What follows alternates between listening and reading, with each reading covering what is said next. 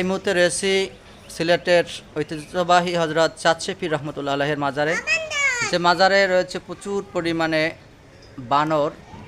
আপনারা দেখতে পাচ্ছেন এই যে বানর এখানে গাছে বসে রয়েছে, বাচ্চা সহ অনেক বানর দেখা যাচ্ছে, এই যে বাচ্চা কোলে নিয়ে যাচ্ছে। দেখেন এখানে প্রচুর পরিমাণে বানর রয়েছে। এই মাজারটা পাহাড়ের উপর অবস্থিত, অনেক উঁচু পাহাড়ে। এই যে দেখেন এটা হচ্ছে সিঁড়ি, এই সিঁড়ি বেয়ে উপরে উঠে গেছে, যেটা পাহাড়ের উপর অবস্থিত। এবং এই যে দেখেন প্রচুর পরিমাণে এই যে দেখেন বানর, এই যে সব জায়গায় বানর রয়েছে। এই যে দেখেন বানর বসে আছে।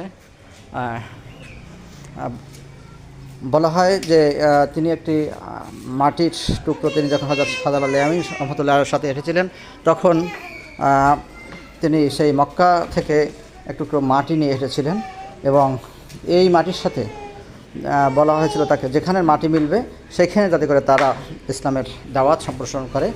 তাই সিলেটের মাটির সাথে এই মাটি মিশে গিয়েছিল, আর তারা তাই সেখানে দাওয়াতি কাজ শুরু করে। কী খবর বানর, তোমার কী খবর? খাওয়া দাওয়া ভালো হচ্ছে?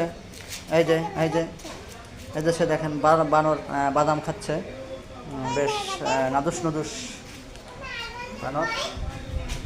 দেখেন আরও প্রচুর পরিমাণে বানর এখানে আমরা দেখতে পাচ্ছি। এই যে দেখেন দেখেন প্রচুর পরিমাণে বানর, এই যে দৌড়ে দৌড়ে আসতেছে এই যে সাইড থেকে।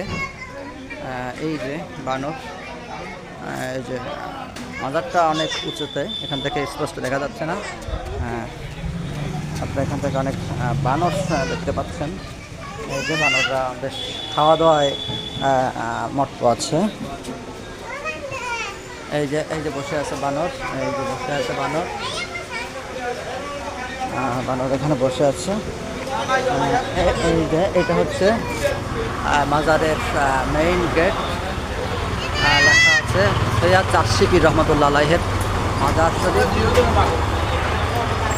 দেখা যাচ্ছে। এই যে এখান থেকে অনেক উপরে আপনার মাজারটা রয়েছে, আমরা এখান থেকে দেখতে পাচ্ছি। আল্লাহ হাফেজ।